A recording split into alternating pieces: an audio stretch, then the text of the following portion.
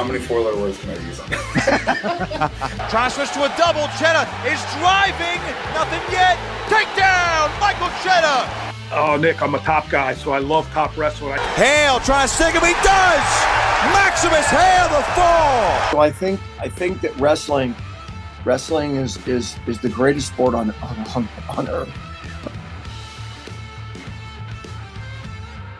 What's going on, everybody? Welcome to another edition of On3 Wrestling. I'm your host, Nick Kosko, and with me today is, of course, an NC State legend. Trent Hidlay's with me on the program today. Trent, appreciate you joining me today. You know, you've had a lot of success on the mat for the Wolfpack.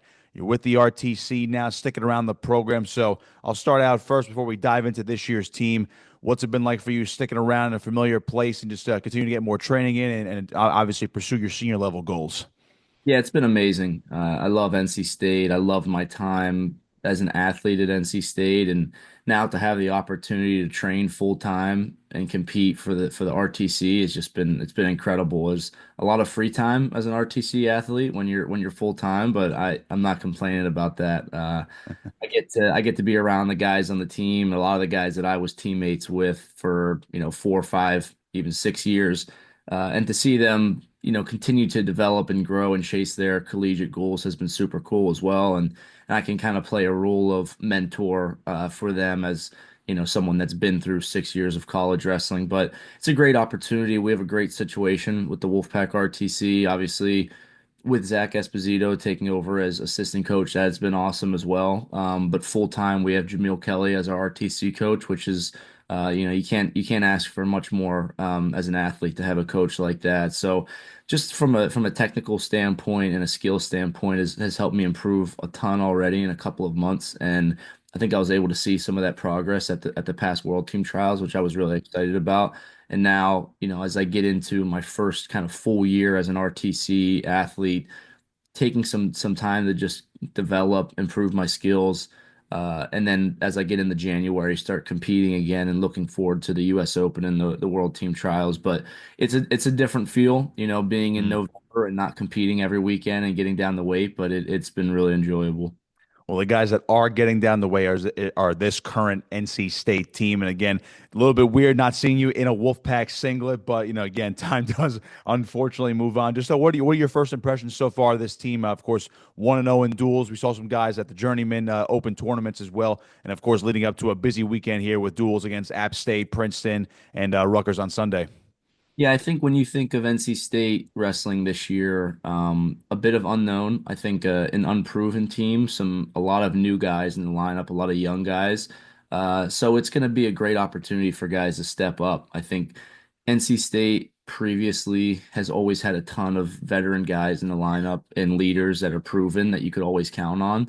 And this year's a little bit different. So I think there's a ton of excitement around that, but there's also some uncertainty. And I also think when you think of NC State, you think of a really strong dual team and a team that's going to compete with any team in the country as far as putting them in a dual meet setting. And this year, maybe not as strong as a dual team because there are, some young and unproven guys.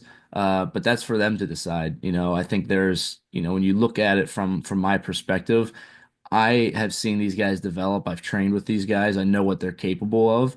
And now it's how can we get them to trust in themselves and put that product out in the mat when they compete. So I think it's a super exciting team. Like I said, there's a lot of uncertainty, and there may be some duels or some moments this year where you look at the results and you're like, well, they may not be as strong this year. But I think the goal of this team this year and what the coaches are preaching is how can we continually get better, and sometimes that may be challenging ourselves against a very good team and seeing where the holes are, but not hitting the panic button too early and getting the guys ready to compete towards the end of the season. Because frankly, we haven't done our best at the national tournament as a team. So our shift of focus is, well, the coach's shift of focus, but mine as well, is how can we get these guys to peak at the national tournament and to get 5 or 6 guys as All-Americans and national champions. Yeah, without a doubt. I talked to Pat Papalizio, your head coach, just a couple months ago, and he mentioned how, it's a new roster. There's a lot of young guys, but still a lot of veterans back. So nice little interesting mix within that starting lineup. Of course, some things to sort out. So we'll not waste any more time. We'll dive right into some of the big duels that are coming up this weekend. Of course, App State is on Friday, and then NC State heads up to the Journeyman Jersey Jostle up in Toms River, New Jersey on Sunday, taking on Princeton. Of course, I think the main event I think everyone's looking for this one is Rutgers-NC State. NC State coming in number 7 in the country. Rutgers is number 15. Again, these two teams have not really wrestled each other too often in a Big Ten ACC crossover, but a lot of great matchups. These guys are very familiar with each other, so we'll go right down the line, 125. Again, this is all projected matchups right now. Dean Peterson for Rutgers, and then an interesting dynamic here at 125 for NC State. Redshirt freshman Vincent Robinson, who had a great journeyman event last weekend. I believe he's 7-0 in the season right now. Jacob Camacho, one of your more experienced guys on the roster, been to the national tournament many times. What do you make of this matchup? And you think there's a decision to be made now between Vince and Jacob Camacho? Yeah, I think these guys have put they put Pat in a tough situation to make a call, but I think every great program has this, down their lineup is you have two really good guys that could do really well this year. And going off of last weekend, Vince was kind of lit the world on fire, and he's something else, man. He hits stuff, and you're like, wow, that's that's crazy. And I was in the corner when he was wrestling some of his matches, and Pat would joke with me like, "How come you never hit some of that stuff?" That that's not my style. No, Vincent Robinson's he's a firecracker, but I think what's most important about him is he's a competitor, right? He's a gamer, and I think sometimes you have guys that are really, really talented and really good, and they have a hard time turning that on for competition. That's not one of his issues, and I think that's super exciting to have. And as far as the decision to be made, you obviously have Camacho there. That's in his 7th year. He's proven a lot through the course of the year, and I think we'll see that kind of play out as the year goes on. But at this point, with this weekend and the amount of wrestling and travel, I think you go with the young guy, and see how Vincent Robinson does against some great competition. I mean, you'll have a home duel against App State, and then you get thrown into the fire on Sunday with Mark Anthony McGowan of Princeton and Dean Peterson of Rutgers, which is, as a young guy, when you're unproven, that's the kind of stuff you want. And I think we'll see Vincent Robinson really, really look forward to that competition, especially against, Peterson, who's, won a lot and is very good. Without a doubt. 133, we don't get a rematch due to some weight shifts, but Dylan Shawver's back for Rutgers, last year's Big Ten champion, All-American last year. Projected to go up against Jacob Cox, a little bit new to the lineup. We'll get into Kyle Rini in a second, who's up at 41. But 33, Shawver, again, a lot of accolades over the last couple of years, and of course had his true breakout season last year, and he's maybe on the short list to win that national title. What do you make of the matchup between Shawver and Jacob Cox? Yeah, I think when you think of this dual meet, we talked about 125. That's probably say that could be a toss-up favor, Rutgers with the experience. I think looking at this duel up and down, this is probably where Rutgers is favored the most. Shawver has had an incredible year last year, Big Ten champ, All-American, and like you said, had beaten Kai Orini. Kai's up a weight. And we'll see who goes for the Wolfpack. We have a couple of guys that are battling for the spot between Cox and Troy Homan and even Dragan Orini. So the coaches will have to pick who they want there. But Shawver's electric. Great lefty high C. It's always very smooth technically and gritty and can scramble really well. So that'll be an uphill battle for the Wolfpack, especially against, like I said, an unproven guy that's going to be thrown in there. But I think when you see that matchup, you're looking for a guy that's going to go out and fight. Maybe a little bit unmatched, maybe a little mismatched in experience or technique. But where's your fight at, right? Can you stay in the fight for 7 minutes and work to get to your positions and find a way to score and get some points and win a big match for your team? Yeah, no, both coaches are a big fan of starting right at 125 the traditional way. So it's going to be firecrackers, as you just mentioned, those first two weights. 141, we already mentioned Kyle Rini and all the experience he brings back, All-American for NC State. Joey Oliveri back in the lineup for Rutgers after a redshirt year. He's been up and down at 33 and 41, but settled in at the weight. Again, redshirted last year, but he's back in. What do you make of Oliveri against Orini? Yeah, I like this matchup. Like you said, Oliveri coming off of a redshirt year, and has looked. I was at the duels this past weekend, and I thought he looked really good against. I don't know if he wrestled both matches with F&M and Yep. I thought he looked really impressive. And against Kai, who's a 6-year guy and is going up a weight class, and the point there is obviously the weight cut had started to become a little too much. And when you're in your 6th year, that's the really the last thing you want to do. So for him, I think the biggest thing is finding his offense up a weight class. I think at 33, it's a little bit of a different style of wrestling, and I think he's getting adjusted to that. He took a loss to Stanich of Lehigh in a close match, but Kai is also one of those guys that he's a gamer, and he performs better when the stakes are high.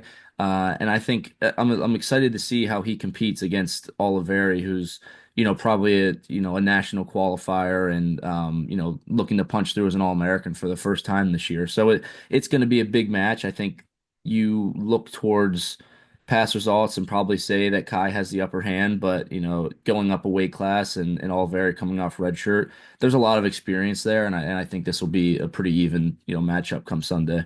Definitely a toss-up right there. 149, Rutgers still has a battle between two NCAA qualifiers, Andrew Clark and Michael Chetta. Chetta getting the spot last year, 149. Clark is now finally back down to 149. He's been all over the place, as Rutgers fans know, but he's been, as you like to call him, like one of those gamers for the Scarlet Knights. And then on the other side for NC State, Coy Biskin's a very interesting, highly touted prospect for you guys. And now it seems like this is his time to really kind of take over 149 and already seeing some good things from him. Yeah, this matchup is really important as far as a dual meet perspective, but just for both lineups as well. And I like that, I talked a little bit about having it's a good problem when you have two really good guys to go. And that's where Rutgers is at right now with Clark and Chetta. And it's pretty rare to have two national qualifiers to have to pick from. But if I know anything about, Rutgers, it's that when you put two guys in there and you say, hey, you got to go get the spot, you're going to get a very competitive guy that wants to prove himself, which is a good thing to have. So I think whoever they put out there is going to be hungry to prove themselves because it's my spot's on the line. I want to be the guy, and that's I wouldn't say similar, but with Coy, another unproven guy, right? Redshirted last year. Jackson Arrington coming off of 2 years starting is taking his red shirt. Now it's time for Coy, to step up and take a little bit of an ownership of 149 and to prove himself against the rest of the country. He had a win over national qualifier Fernandez of Cornell last weekend, which was a good stepping stone for him. And it's like, how can you continue to progress this year and keep making, some gains? And I'm excited for Coy. He's very sound fundamentally, won't make a ton of mistakes, can scramble pretty well, and he's a little shorter for the weight class, so kind of hard to score on. But I think this will be a huge match in the duel in terms of scoring. If you get this one at 49, it kind of puts you in the driver's seat. Of course, looking at how it goes early, but a big toss-up match in the duel for sure. Yeah, in the first half will conclude, of course, with 157. Now, Ed Scott for NC State, and you guys, I mean, he's a senior, ranked top 10 in the country, All-American just the other year, three-time NCAA qualifier, a guy who's maybe, what was he, about 2 matches away in total from being a three-time All-American. So he's as good as it gets when it comes to those middle weights. And then going up against a Rutgers freshman, Connor Hare, very highly touted kid out of PA, went 2-0 last week. And I know Rutgers fans are very hyped about him because of he's one of the top recruits they've ever seen come into the program. And, of course, he made a splash last weekend showing off his ability on top. But, again, a new challenge right here. And Ed Scott, who I know you know very well and has been a stalwart in the middleweights for NC State for the last few years. Yeah, this matchup is awesome. I think it has a little bit of everything. And it's always super exciting when a program gets, a talented freshman that they've been really excited about to get an early test in the season. And that's exactly what you get here. Hare was a great recruit coming out of Pennsylvania himself, just like Ed. So this is a PA versus PA crime. I don't think they obviously ever wrestled in high school because of the age difference, but Hare is very solid, very tough on top, will wrestle from any position. And again, he's hungry, right? If I'm Hare and I'm coming into the lineup for the first time as a true freshman, I believe he's a true freshman, right? Yep. Yeah. As a true freshman, it's like, man, I want this guy. Ed Scott, obviously proven for the Wolfpack, an All-American and close to, round of 12 a couple of times, who's actually coming off of, a little bit of a stumble this past weekend, took two losses to Jude Swisher and Jimmy Harrington. So now with Ed Scott, it's how do you respond against a guy that's very hungry and is going to come at you very hard for 7 minutes? And it's a good test for both guys. I think it's a good opportunity for Ed to bounce back and get a good win against a gritty kid, but it's also a great opportunity for Connor Hare to step up and announce himself on the college scene. We'll go to 165. Rutgers still has a bit of a battle at that weight class as well. Maybe the experienced guy, Anthony White, might be the guy moving forward. He did qualify for NCAAs recently in his career, but that was back when he was at 149. Tried to adjust to the weight a little bit, still a battle, but he seems to be the guy, at least maybe for this weekend, or we'll see how that battle plays out. And then Derek Fields, of course, for NC State, NCAA qualifier last year, off to a really good start this year, too, at 7-1. Yeah, 165 again, kind of like 149. I think this is a big toss-up match, and if you look at both resumes, I'd say kind of similar in the sense of experience, and both guys are national qualifiers. So I think this is a big match for the duel, and Derek Fields is a guy that's improved a ton. Split some time last year and ended up getting the spot going into the ACC tournament and qualified for NCAAs. And now coming back this year is really taking a step forward and owning his career a little bit. And, this could in maybe last year or maybe another year after, but really trying to go all in on himself to get the results that he wants. And someone that I train with a lot, leading up to the World Team Trials, he was my main training partner and someone that has always given me kind of fits to wrestle. So he's definitely very talented. And this is a good another early season matchup that'll be, could be pivotal as you get closer to the end of the season. As you get a win like this, it looks very good on your resume going into, allocations and rankings and stuff. So I think this is an exciting match, a toss-up match, similar to 149 that could change the outcome of the duel. Yeah, you're always looking for, is it a decision? Is it bonus points? Do you get lucky? Maybe not lucky, but is there a pin? You never know how these toss-up matches can certainly swing the duel. So we'll go to 174. Maddie Singleton for you guys, ranked 25th in the country per Intermat against a seasoned veteran in Jackson Turley. Rutgers fans have known him for such a long time. This is his grad year. He's back. He said he was healthier than ever. Former All-American back in 2021. And there's a guy that's going to score points. It's Jackson Turley. Does wrestle some close matches as well. So it's either 3-2 match or he's going to beat you somehow 14-4. But this is a fascinating matchup to me right here at 174.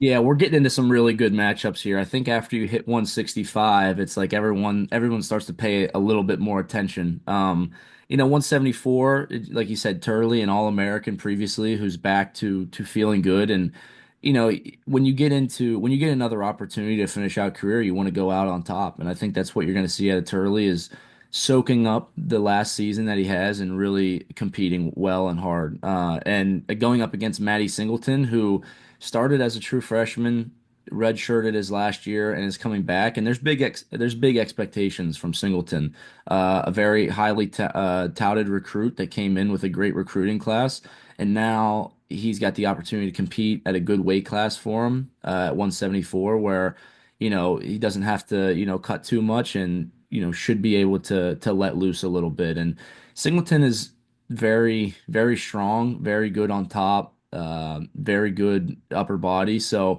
this is an interesting match. I think two contrasting styles. So we'll see. I wouldn't be surprised if this is maybe a close matchup in terms of score. And it could very well come down to, a third period takedown or riding time or something like that. So I think you'll see maybe a gritty win from either side here. And it's going to take, some gritty, stingy defense maybe to get the match here at 74. Yeah, like I said, I'm thinking either maybe one of those 3-2 matches, or maybe you see some that's like 14-11 somehow. These guys are just going to come out and try to score, coming out swinging right there. 184. Now I got to give my guy Willie Saylor some credit because I listened to him on Basher Media the other day. 184 when he was previewing this duel, he's like, Brian Soldano for Rutgers, Dylan Fishback, NC State. I have no idea what's going to happen right here. This one to me might be the wildest match of the duel. If people know Brian Soldano, he can try. He could throw you and pin you from virtually any position. He could score a lot. He could also put himself in dangerous positions, and I feel like Fishbach is perhaps the same way. Again, could score from anywhere. Really random type of wrestler when it comes to certain situations. But this one, throw everything out the window. I think we need to just sit back and watch this one. Yeah, this is can't miss wrestling right here. in terms of maybe a randomness or not knowing the result, this is as good as it gets. Soldano is extremely dangerous, and the scary thing about wrestling a guy like him is it doesn't matter how much you're up by, right? You could be up by 1 or you could be up by 14, and he's not going to change the way that he wrestles. And there's something very dangerous about that. And I actually had wrestled Soldano at the national tournament a couple of years ago, and it was the same thing. I think I was up by 6 or 7 with short time left, and I was like, I don't feel comfortable at all in any position. So he's a dangerous guy, and pretty electric, and also so is Dylan Fishback. And similar to Matty Singleton in the same recruiting class, a big recruit for NC State. Now it's time for those guys to take the torch and take that next step up. So this is a great test for him. Can you handle maybe the craziness or the emotions of an exciting back and forth match? Can you get to your finishes quick and avoid, maybe some throws or some scrambles? And that's going to be key for Fishback. Soldano wants action. Fishback wants to keep things controlled, but he also has the skills to do crazy stuff as well. So I can't wait for this match. Yeah, I'm pumped for that one. 2 left right now, 197. Guy you know well that you wrestled before, John Poznansky, was a blood round guy at 197 last year, All-America as a true freshman back in 2021 at 184. Christian Knopp for you guys, he's ranked 30th in the country. Again, he's a senior, 5-2. I feel like both these guys, obviously Christian Knopp's been in and out of the lineup, but he feel like to me is a blue collar type of guy who's always done the work leading up to this year and this opportunity. And again, a training partner of yours, I'm sure, dating back the last few years. What do you make of Poznansky and Knopp in this spot? Yeah, this is a big matchup for Rutgers. Depending on how the duel goes before, they're going to be looking to get bonus points, I think, from their perspective. Poznansky's a guy that's very, very talented. Somebody that I wrestled at the national tournament, who was just a very tough competitor. And going into this season, he's got a ton of experience, and he's a national title contender and one of the few guys at 197 that you look at. It's like this guy has the skills. This guy he's a competitor. He can win this tournament. He's been there before and he's done very well. And then on the flip side, you have Knopp, who is getting his first taste of being in the lineup consistently. And, going into a match like this, you're never completely out of a match, right? You're always giving yourself an opportunity to win. And if he's very explosive, extremely athletic, very strong. If you get to some takedowns and you do some really gritty things, you make this a big match for yourself. And I think it's a great opportunity for him to wrestle one of the best guys in the country to see where he's at.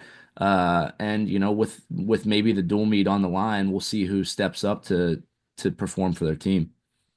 Mentioning bonus points, decisions, how it might go throughout the early part of the duel. It really could come down to this next weight at heavyweight, especially if it ends right here. Jaroslav Slavakutsky for Rutgers. He is now ranked 4th in the country after the first 2 weeks. Isaac Trumbull for NC State, number 7. Just a battle of this, at least according to the rankings, this could be the best match and the match of the night. And again, it could decide the duel. And if you're watching a duel from a wrestling fan's perspective, this is exactly what you want. So Slavakutsky, Trumbull, your thoughts on this? Again, no pun intended, or maybe pun intended, heavyweight matchup. Yeah, a lot of talent in this matchup. Slavakowski coming off of All-American finish last year and beat some really good guys and has just had an incredible career. And then Isaac Trumbull coming off of a great summer where he, placed second at the Olympic trials and lost to Kyle Snyder, but beat some really good guys along the way. A U-23 world champion. So there's a ton of experience here. Trumbull coming up from 197 a couple years ago and redshirted last year. Was able to put on some size to be, a full heavyweight. Got his first experience last weekend against.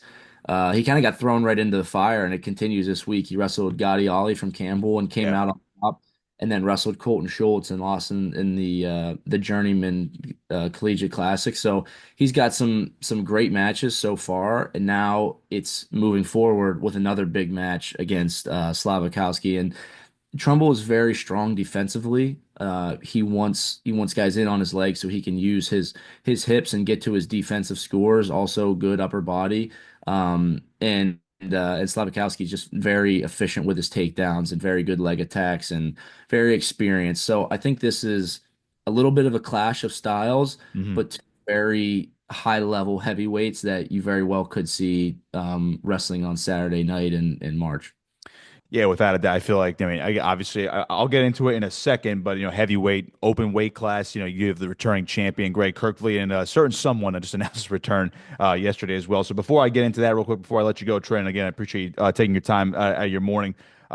Prediction, I don't have a necessary prediction for this match, but I'm thinking maybe in the area of a 5-5 split, perhaps 6-4 in either direction.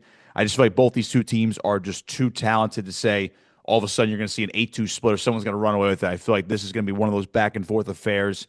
Maybe it comes down to those final two weights, especially if you go in order of weight class. I'm thinking around a 5-5 split. Maybe this match does go to criteria. Who knows? But 5-5, I think, is your best case scenario when it comes to how these teams are going to match up against each other. Yeah, this is a super exciting dual meet. And the cool thing about Rutgers and NC State is both head coaches have put a ton of stock into building their fan bases and doing it the right way with dual meets. So when you get two programs that care a lot about dual meets, their fans are very into it. This is going to be an awesome match and very exciting. I think in my career, we never did get to dual Rutgers. I wish we could do it in Jersey Mike's Arena and then have them come back to rounds. And I'm sure we can get that set up in the future because it really is great for the sport. And I think, like you said, it's going to be pretty even. I think what it'll come down to is you have a couple of those toss-up matches, 149, 165, 174, 184. Those are big opportunities. Like you said, if you win all four of those, it puts you in the driver's seat. If you win two or three, you're sitting good. But then also bonus points. I think where you're favored, you expect your guys to go out and get bonus points. And that'll be big. I'm really excited about 157. I think that 157 and 125 and 184 are probably my most anticipated matchup. I'm looking forward to seeing how Vince Robinson responds after a great weekend against Dean Peterson, who's very high level. I'm looking forward to 157 with a proven 60-year guy or 50-year guy going against true freshman Connor Hare. And 84, like you said, it's going to be nuts either way. So those are three big matches I'm looking forward to. Definitely looking to circle those, and of course, just great matches all the way. One of the better duels that you will see all season long. So, Trent, before I let you go, I would be remiss if I didn't ask you about the big news from yesterday. It was almost one of those Tuesday night news dumps. Gable Steveson is back. He's coming back to Minnesota. I believe he's going to start wrestling in the second semester, but it seems like immediately. It's the boogeyman of the weight class is back for his final year. I think immediately the favorite, national title favorite. What was your instant reaction to seeing Gable come back after a 2-year hiatus? That's very exciting to me. Gable is one of the best ever, I think, and I think nobody would debate that. So it's just awesome to have another guy like that in the college scene. And, there's really nothing like college wrestling that you always want to come back to it, right? If I could do it another year, I could. And Gable has an opportunity to go out on top with his team. And I think it'll be really special for Minnesota to have him back. But it also, it changes a lot of things. I think going into this season, Kirkley at Penn State is kind of, the top guy. And now, that's kind of thrown out the window and Gable emerged as a favorite. But, they're not just going to give it to him, right? Guys are going to be, working very hard to challenge him, and he's obviously the favorite, but Kirklett's been very dominant as well. And I think you also have some of these other heavyweights like Schultz and Slavikowski and even Trumbull that want to get high on the podium and reach the national finals. So it just adds a whole nother layer of excitement. I'd expect we probably won't see him much until towards the end of the season, but he's a superstar, so it'll be fun to watch. Yeah, either way, regardless if you think his return is out of left field or great for the sport, it is great for the sport. As you mentioned, a lot of buzz, and people are going to be watching him whenever he steps on the mat. Trent Hidlay, Wolfpack RTC. Be sure to check out Pack Mentality, the podcast of the RTC. You guys do a great job. You and Coach Pat Papalizio. Love watching, again, the inside of the NC State wrestling program. So, Trent, if I see you out there on Sunday, looking forward to it. Should be a great duel. Should be a great day of wrestling with NC State, Rutgers, Princeton, and LIU up in Jersey. And again, good luck on Friday against App State as well. Yeah, thank you, Nick. I appreciate you having me on. And yeah, like you said, the Pack Mentality Poppins podcast, I just got started doing that a couple of weeks ago, and that's been really fun. So I'm all in on NC State wrestling. I've been having a blast being a fan. So I'm looking forward to this weekend. A good wrestling. Yeah, it is great on this side of things as well. All right, On3 Wrestling. Be sure to like and subscribe to this video. Be sure to check out our content at on3.com. Follow me on Twitter at Nick Kosko59. Of course, follow Trent on all social media channels and check out the Pack Mentality podcast as well. We'll see you next time.